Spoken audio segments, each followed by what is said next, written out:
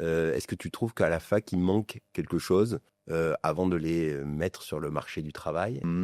En fait, on revient à ce qu'on disait tout à l'heure sur les problèmes RH, c'est qu'on n'est pas une entreprise et ça bouge tellement vite.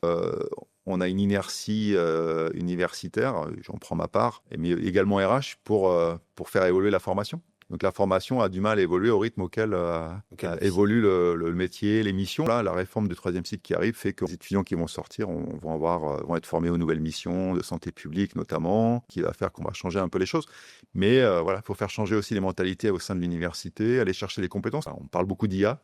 L'IA est en train de révolutionner tous les domaines en fait. Ouais, ouais. Pharmacie, on a fait un séminaire à la faculté de Montpellier là, sur la place de l'IA dans les sciences pharmaceutiques. Il y a des collègues qui sont venus en parler, très bien d'ailleurs. Mais typiquement, il faudrait d'ores et déjà, et j'y réfléchis moi à l'échelle locale, avoir des enseignements dédiés à l'IA. On a fait un sondage, l'utilise à plus de 98% dans leurs études. Il y a une question de formation autour de l'IA et des pratiques de l'IA pendant nos études et même en amont, hein, même dans les lycées, qui est importante, et des acculturations des personnels aussi pour pouvoir, traitement des données. Et donc, voilà, il y a ces notions-là qu'il faut vraiment appréhender, et aussi sur la question de la encore et encore, on l'est, mais encore et encore plus professionnalisant.